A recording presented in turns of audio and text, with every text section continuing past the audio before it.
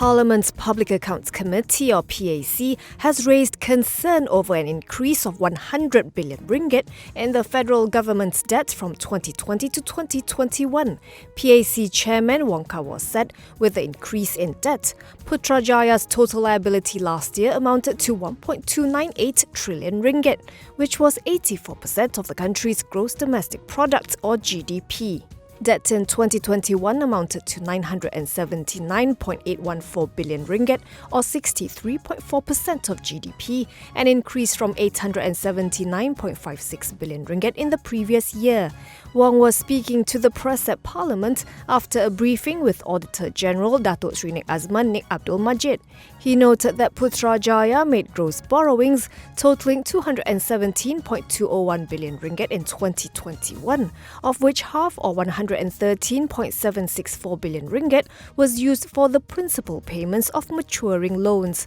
On top of that, Wong said 16.3% of the government's revenue collection had been used for loan interest payments. He said this meant that for every 1 ringgit collected, 16 cent is used for loan interest payments. Commenting on the debt figure, Nik Azman said that while it was necessary for the government to borrow money to finance its fight against COVID-19 and spur economic activity amid the outbreak, this is not a long-term solution.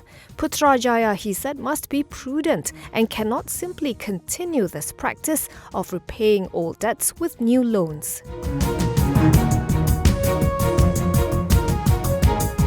Prime Minister Datuk Sri Ismail Sabri Yaakob has asked all parties to wait till tomorrow to find out whether Budget 2023 will be presented in the Dewan Rakyat as talk of the dissolution of Parliament intensifies. According to Bernama, the Premier told the press, there are all kinds of speculations. Some are true, some are not true. So it is better to continue the speculation until tomorrow. If I say it out today, there will be no suspense. Ismail Sabri was speaking to the press after inspecting preparations for Budget 2023 at the Finance Ministry today. Later in the day, he had an audience with Yang di-Pertuan Agong Al-Sultan Abdullah Riayatuddin Al-Mustafa Billah Shah as part of a weekly routine to discuss cabinet matters. However, he did say that he might discuss matters related to the dissolution of Parliament with the King if time permits. Finance Minister Tengku Datuk Sri Zafrul Abdul Aziz is scheduled to present the country's spending blueprint in the Dewan Rakyat at 4 p.m. tomorrow.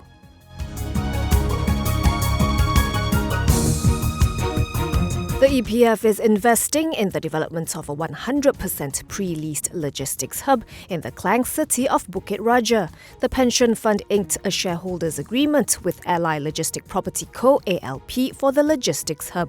The EPF will invest up to 70% stake in the joint venture company ALPBR Malaysia, while ALP will hold the remaining 30%. The fund said in a statement today that the hub will be located on 27 acres of freehold land and equipped with automated storage and retrieval system ASRS technology, providing increased efficiency and flexibility for tenants. The hub is expected to be completed by the third quarter of 2024, with a gross floor area of more than 1.8 million square feet and 100,000 pallet positions in the shared ASRS zone. Upon completion of the construction, the JV company will lease out the entire warehouse to ALP under a 15-year master lease agreement. EPF CEO Datuk Sri Amir Hamzah Azizan said this is an opportunity for the EPF to invest in a prime quality logistics asset and to generate stable rental income. Meanwhile, ALP co-founder and CEO Charlie Cheng said the company sees Malaysia as a starting point to introduce its modern logistics infrastructure and that its partnership with the EPF will be for the long term in Malaysia and beyond.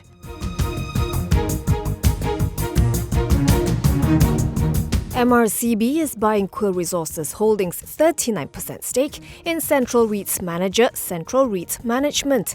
According to Central REIT's Bursa Malaysia filing today, Quill Resources and MRCB have inked a share sale agreement. It did not specify how much the builder and property developer will pay for the stake in Central REIT Management. According to Central REIT's website, Central REIT Management shareholders comprise MRCB, Quill Resources and Global Jejaka. MRCB holds shareholdings of 41%, followed by Quill Resources at 39% and Global Jejaka at 20%. MRCB is a 36.21% owned associate company of the EPF.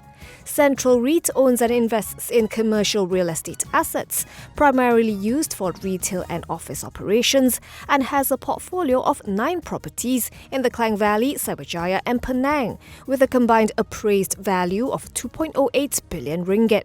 These include Menara Shell in Kuala Lumpur, Quill Building 3 BMW in Cyberjaya, and the Lotus Building in Penang. Central REIT's unit price closed up 0.58% at 86.5 cents for a market capitalization of about 925.55 million ringgit. MRCB's share price closed up 3.23% at 32 cents, which values the group at about 1.43 billion ringgit.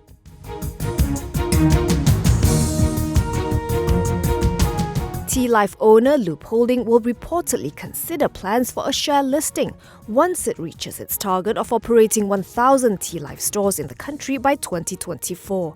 Brian Lu, Loop's CEO, told Reuters in an interview that by then, the food and beverage group may consider an initial public offering if the timing and pricing are attractive. Loop, which opened its 800th T-Life store in Malaysia last month, previously planned for an IPO on Bursa, but according to reports, put it on hold due to the COVID-19 pandemic in 2020. Last June, Loop sold a strategic stake of 30% to Credor.